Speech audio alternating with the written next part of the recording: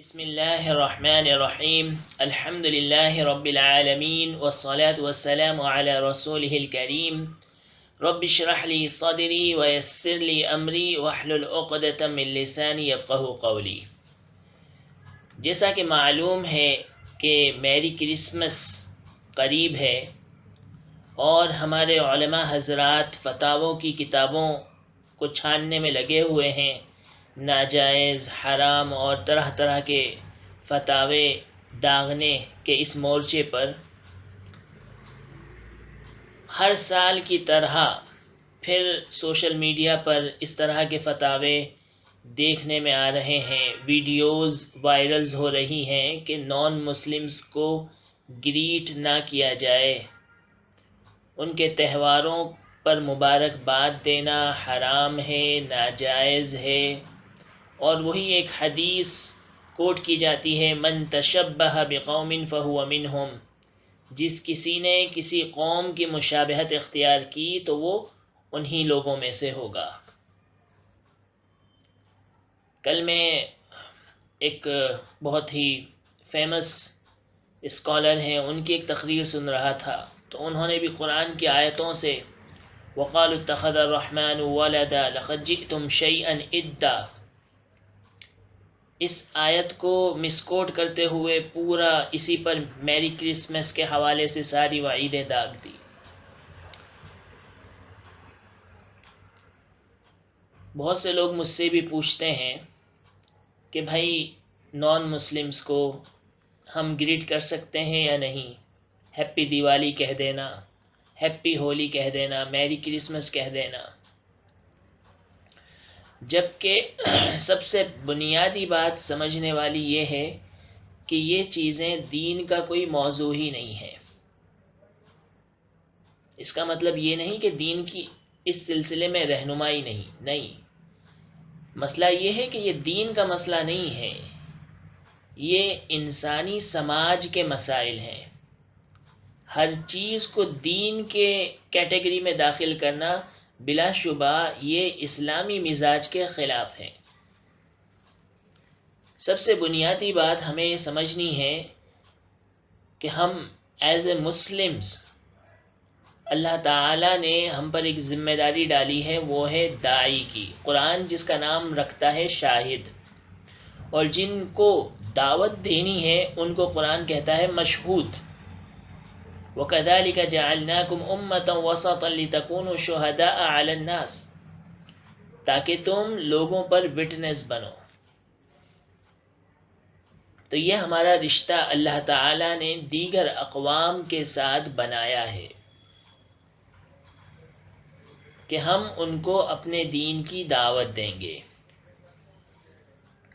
اور دعوت دینے کے ساتھ ہی بہت سارے اس کے لوازمات ہمارے اندر خود بخود آنے چاہیے۔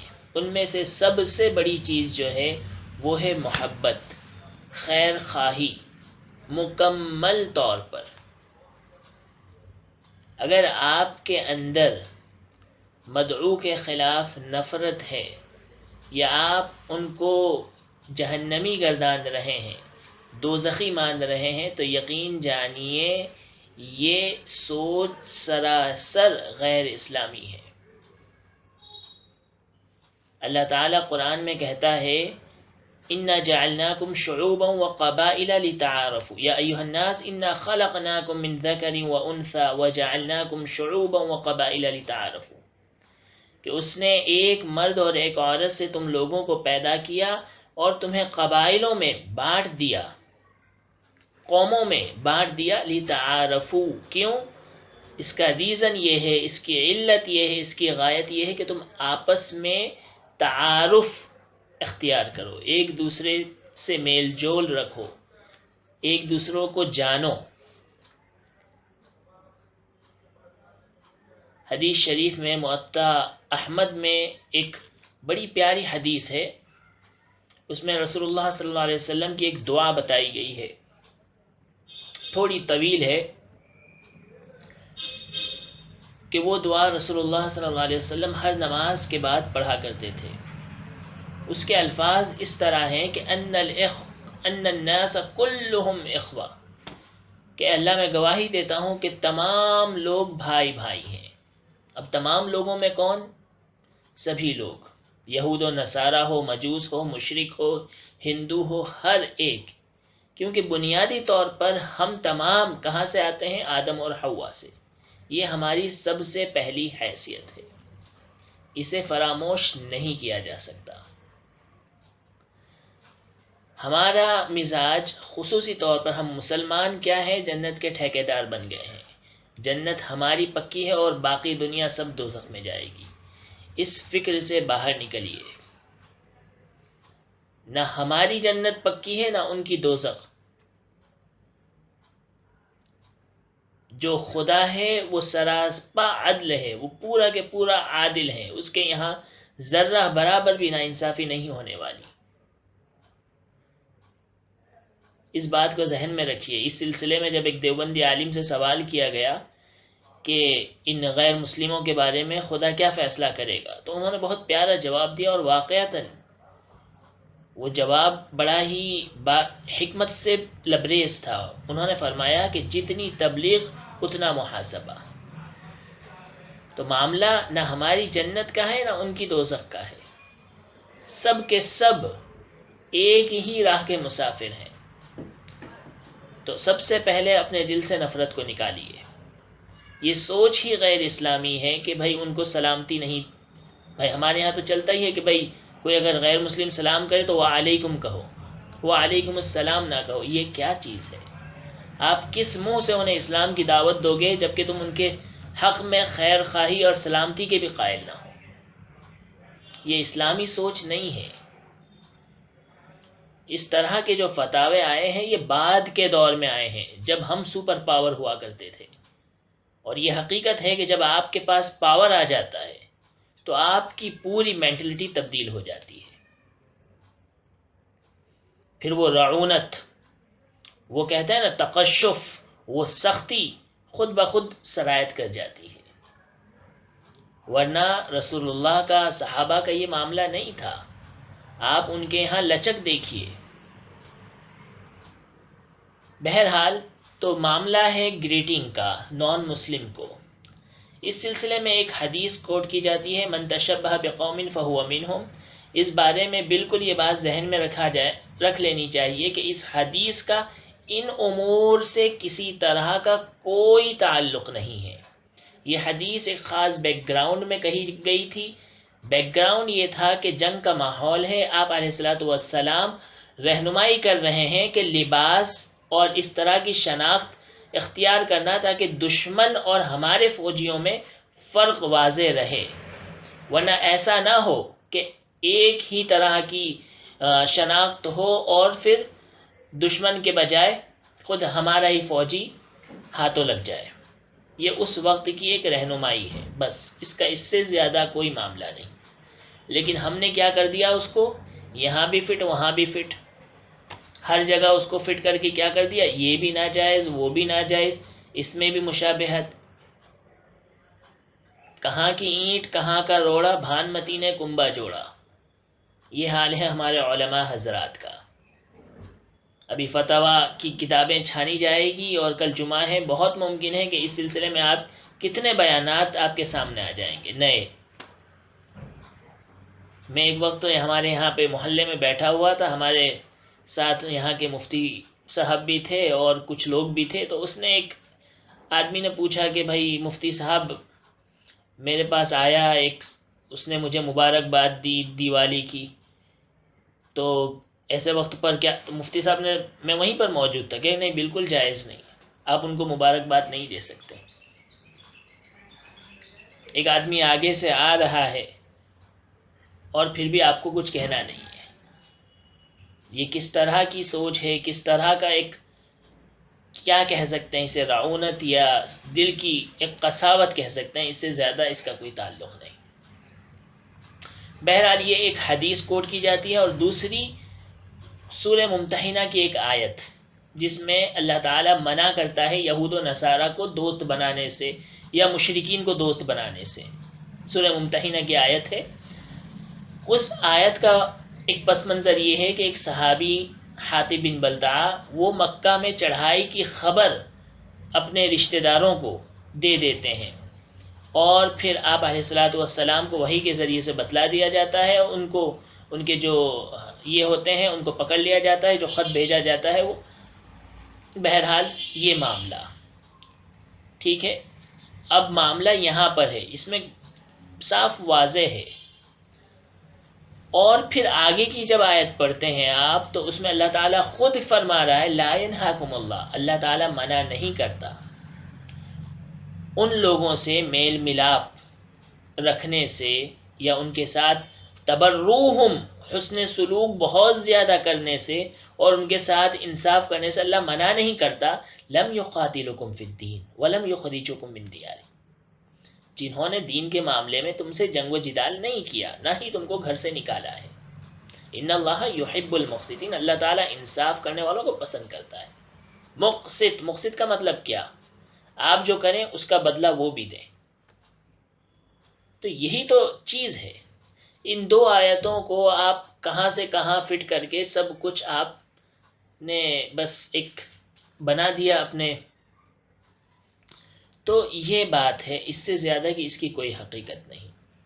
ہمیں یہ سمجھنا چاہیے دنیا ہمارے اصولوں پر نہیں چلتی، خالق نے اسے بنایا ہے، خالق کے کچھ اصول ہیں. ہم مسلمان کیا کرتے ہیں، لینا ہو تو اپنے پیمانے پر لیں گے، لیکن کسی کو دینا ہو تو پھر کیا کریں گے، اس کے پیمانے پر نہیں، وہ بھی اپنے ہی پیمانے پر دیں گے. لینے اور دینے دونوں کے پیمانے الگ رکھیے. بٹورنے کے وقت بالکل راضی اور دینے کے وقت بالکل سکڑ کے ہاتھ دے رہے ہو، یہ طریقہ ایک مومن کا نہیں ہو سکتا. خیر، تو بات یہ تھی کہ آپ بالکل میری کرسمس کہیں، ہیپی دیوالی کہیں، ہیپی ہولی کہیں، جو بھی ان کے تہوار ہیں اس میں شرکت بھی کر سکتے ہیں. ایز اے مسلم ہمیں صرف دو چیزوں سے اجتناب کرنا ہے، وہ ہے شرک. ہم مسلمانوں کی سب سے بنیادی خصوصیت یہ ہے کہ ہم ایک اللہ کے ماننے والے ہیں. بس اس میں ہم کسی طرح کی لچک نہیں دکھا سکتے. ہم شرک کا ارتکاب کسی قیمت پر نہیں کریں گے. اور دوسری چیز ہے کسی طرح کی کوئی اخلاقی برائی، بے حیائی، ننگا ناچ، اس طرح کی چیزوں میں اپنے آپ کو ملوث نہیں کریں گے. باقی ساری چیزیں آپ ان کے یہاں جائیے، کھانا کھائیے، وہ آپ کے یہاں آئے، آپ ان کو کھلائیے، یہ ساری چیزیں دین میں جائز ہیں. کسی طرح کی کوئی چھوت اچھوت ہمارے دین نے اس سلسلے میں قائم نہیں کی ہے. ہمارے ہاں کے مفتیان اکرام کا معاملہ ایسا ہے کہ انہیں دوسری قوموں سے کوئی بھی کسی طرح کا کوئی لین دین نہیں ہوتا. اپنے حجرے میں بیٹھے رہتے ہیں اور ان کی دنیا وہی ہوتی ہے. خدام حضرات آتے ہیں اور ان کے پیر دباتے رہتے ہیں، سر دباتے رہتے ہیں، اور بس وہ حضرت جنت کا مزہ لیتے رہتے ہیں. اس سلسلے میں ایک استاذ قاری حنیف صاحب کا جو مضمون ہے وہ پڑھنے لائق ہے. بلا شبہ وہ ایک محقق عالم میں ہے. تو انہوں نے اپنے اس مضمون میں لکھا ہے، وہ میں آپ کو پڑھ کے سنا رہا ہوں، کہ مفتی کو چونکہ کسی دفتر میں 14 گھنٹے کسی عیسائی کے ساتھ بیٹھنا نہیں پڑتا تو انہیں کسی کی سماجی مجبوری کا احساس کیسے ہوگا. ان کو خود کسی دفتر میں عیسائی کے پاس بیٹھنا پڑے تو وہ ضرور ساتھ والے کو جھپی ڈال کر منہ چوم کر میری کرسمس بولیں.